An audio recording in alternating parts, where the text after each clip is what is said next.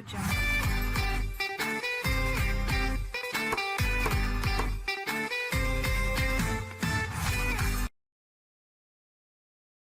Friends, welcome to exam square digital education में आप सभी का स्वागत है। आज की इस वीडियो में हम लोग बात करेंगे scholarship exam NMMS national means cum merit scholarship.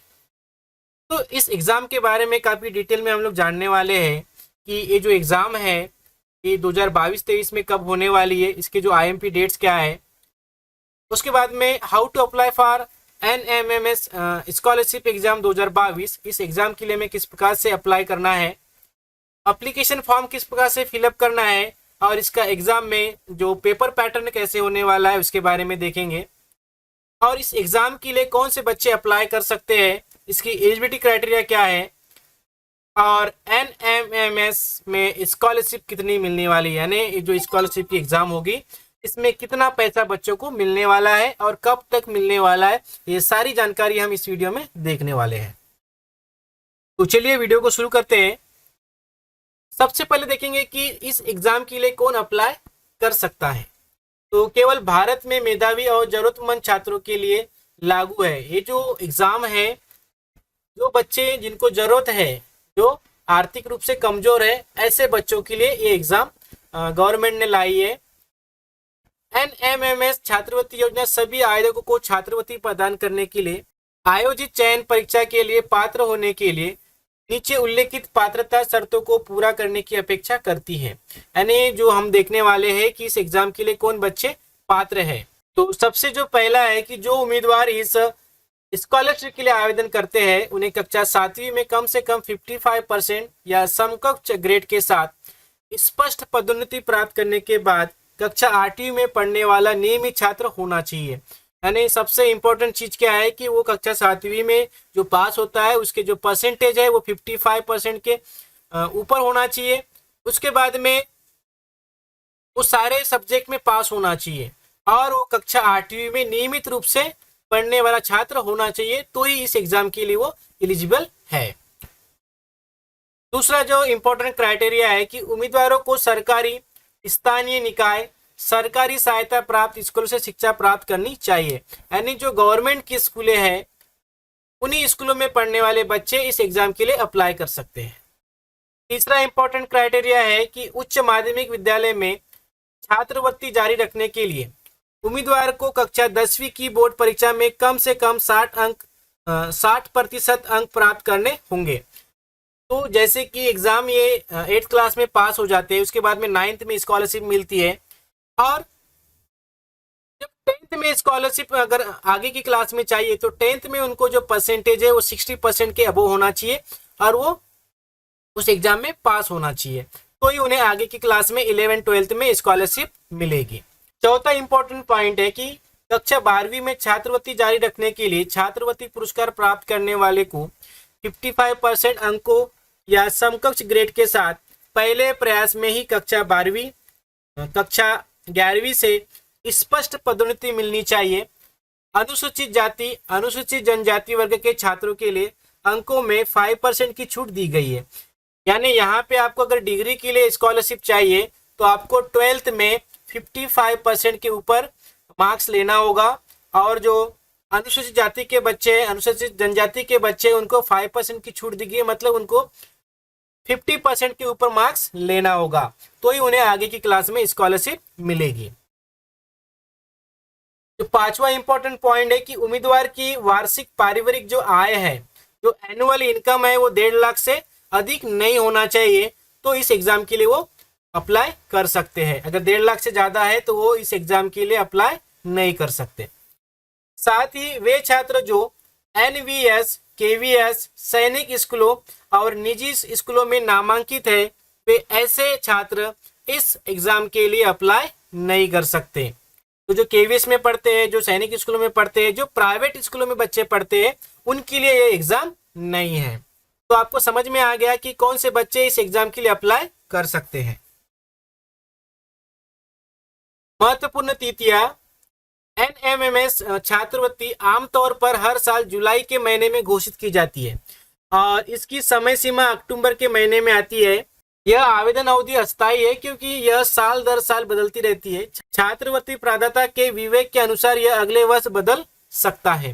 तो ये जो यहाँ पे शेड्यूल दिया गया है कि जुलाई महीने में घोषित की जाती है और अक्टूबर तक की इसकी समय सीमा है, तो इसमें कुछ बदल हो सकता है। थोड़े से इसको फिर से हम लोग समझ लेते हैं कि विवरण और पात्रता शर्तें। तो कौन आवेदन कर सकता है? तो जो बच्चे कक्षा 8वीं में पढ़ रहे हैं वो बच्चे इस एग्जाम के लिए आवेदन कर सकते हैं।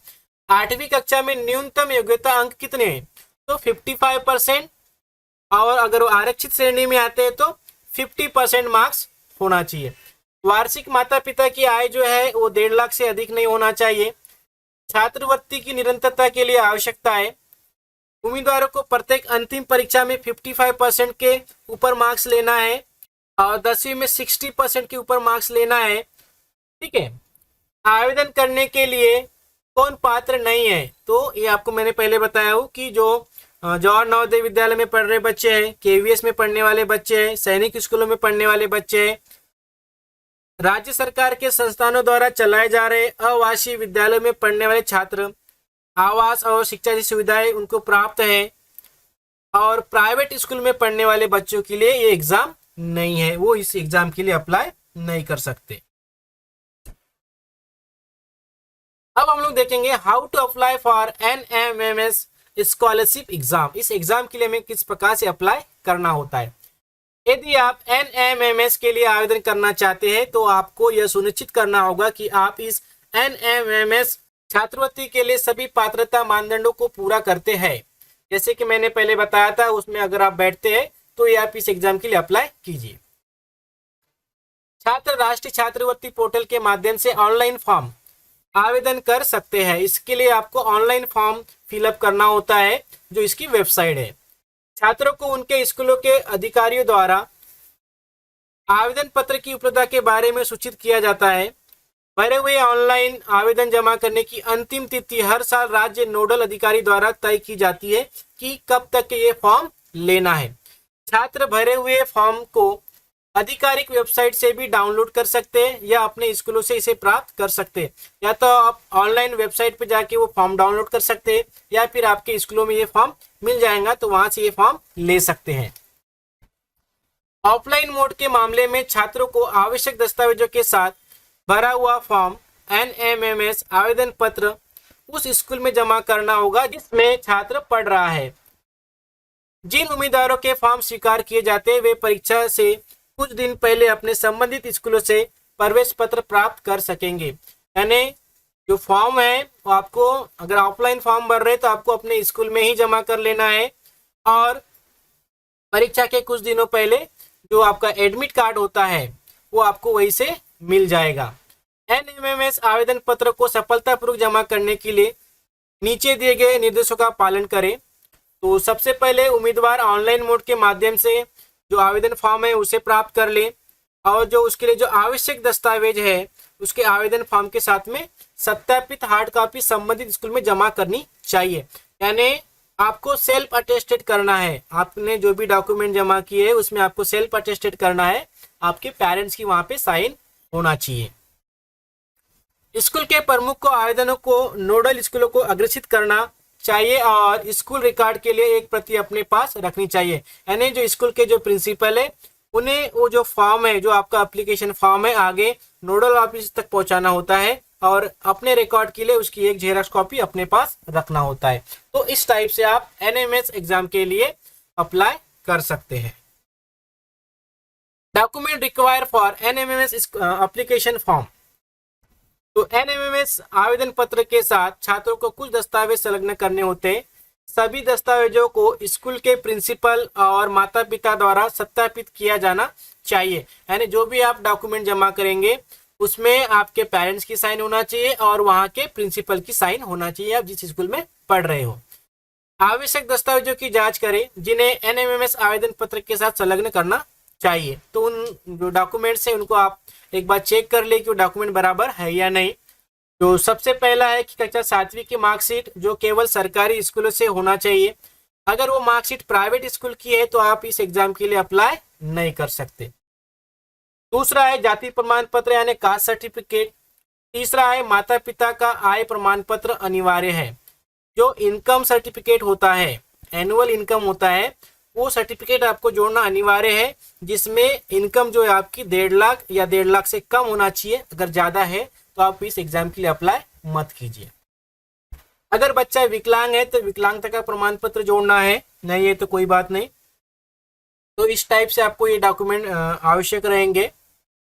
एग्जाम पैटर्न, अब एग्जाम पैटर्न किस टाइप से होने वाला है, तो 2 एग्जाम होती है, मानसिक क्षमता परीक्षण मैट और एक होता है शैक्षिक योग्यता परीक्षा सैट, मैट एंड सैट। इस परीक्षा में 90 बहुविकल्पीय प्रश्न के माध्यम से छात्रों की तर्क क्षमता, आलोचनात्मक सोच की जांच करती है। अधिकांश प्रश्न सादृश्य वर्गीकरण, संख्यात्मक संकलना, पैटर्न धारणा, छिपे हुए आंकड़े जैसे विषयों पर आधारित हो सकते हैं। यानी यहाँ पे जो 90 क्वेश्चन होंगे ये जनरली आपके बुद्धिमत्ता क्षमता के ऊपर में डिपेंड करेंगे। ये जो 90 क्वेश्चन रहेंगे आपकी बुद्धिमत्ता चाचनी के ऊपर रहेंगे। और सैट में जो 90 बहुविकल्पीय प्रश्न रहेंगे जिसमें 4 ऑप्शन होंगे, तो इसका जो पाठ्यक्रम रहेगा कक्षा 7वीं और 8वीं के पाठ्यक्रम के आधार पे ही आपको विज्ञान, सामाजिक अध्ययन और गणित विषयों को शामिल करता है। यानी तीनों विषय को मिला के इसमें क्वेश्चन पूछे जाते हैं। तो सबसे इम्पोर्टेंट चीज ये है कि आप जो बुक रेफर करेंगे वो क्लासिक कीजिए, कक्षा 7वीं और 8वीं की बुक पढ़िए, तो भी आप अच्छे स्कोर कर सकते हैं। NMMS प्रिपरेशन टिप्स, ये काफी इंपॉर्टेंट है बच्चों कि आपको किस टाइप से एग्जाम की तैयारी करनी चाहिए। तो NMMS पाठ्यक्रम में NCERT और राज्य बोर्ड की कक्षा 7वीं और 8वीं के पाठ्यक्रम शामिल है। यानी ये जो एग्जाम होगी, जो क्वेश्चन पूछे जाएंगे उसमें आपको कक्षा 7वीं से क्वेश्चन आएंगे और कक्षा 8वीं से क्वेश्चन आएंगे।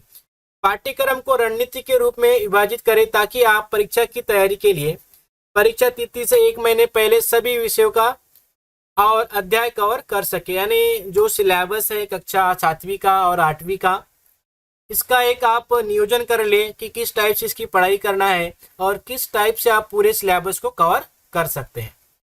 छात्रों को मजबूत क्षेत्रों में जाने से पहले कमजोर विषय पर अधिक ध्यान देना चाहिए।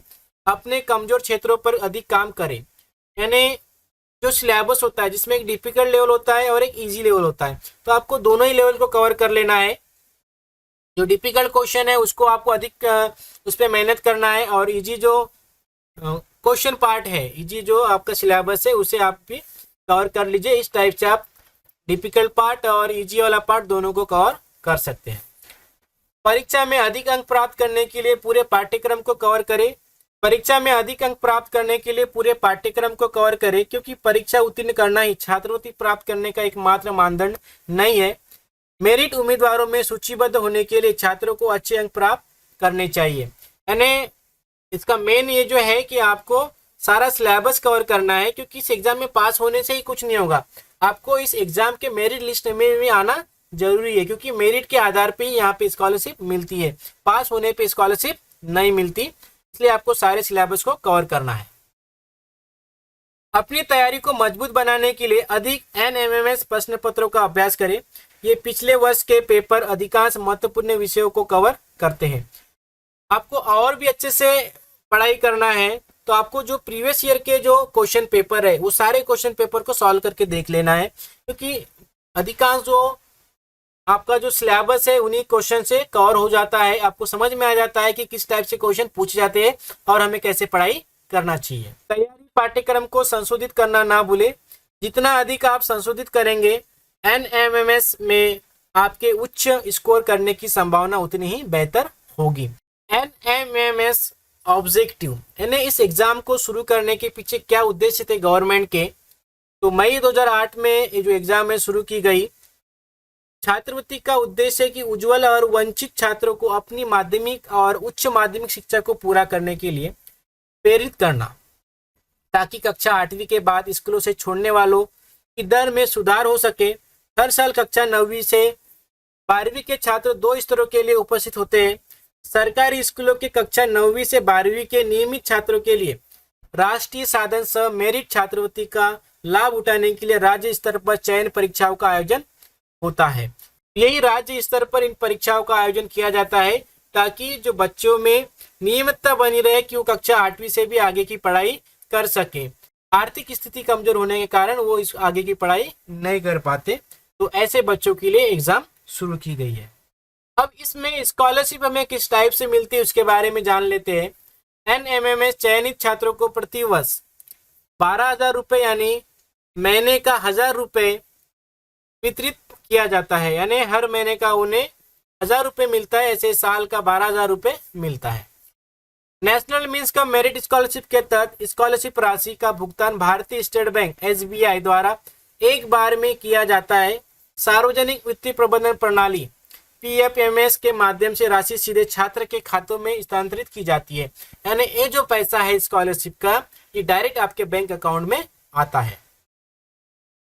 प्रत्येक राज्य और केंद्र शासित प्रदेश को आवंटित छात्रवृत्ति की संख्या कक्षा 7वीं और 8वीं में छात्रों के नामांकन और संबंधित राज्यों में उनकी जनसंख्या के आधार पर की जाती है कि किन बच्चों का सिलेक्शन, यानी कितने % तक के बच्चों का सिलेक्शन किया जाना चाहिए, वहां की जनसंख्या के ऊपर आधारित रहता है। हर एक राज्य में, हर एक केंद्र शासित प्रदेश में ये अलग अलग होता है। तो इस टाइप से हमें स्कॉलरशिप मिलती है। काफी अच्छी एग्जाम है। आई होप ये जो इन्फॉर्मेशन दी गई है आपको समझ में आई होगी कि कौन से बच्चे इस एग्जाम के लिए अप्लाई कर सकते हैं। मैं तो कहूँगा कि जो गवर्नमेंट स्कूलों में पढ़ते हैं बच्चे, जो जिला परिषद के स्कूलों में पढ़ते हैं, वो सारे बच्चे इस एग्जाम के लिए अप्लाई करें और स्कॉलरशिप प्राप्त करें। तो ये वीडियो अगर आपको अच्छी लगी, स्कॉलरशिप की जानकारी अच्छी लगी, तो वीडियो को लाइक कीजिए, चैनल को सब्सक्राइब कीजिए और अपने दोस्तों को भी इस एग्जाम के बारे में बताइए। चलिए मिलते हैं हम लोग नेक्स्ट वीडियो में।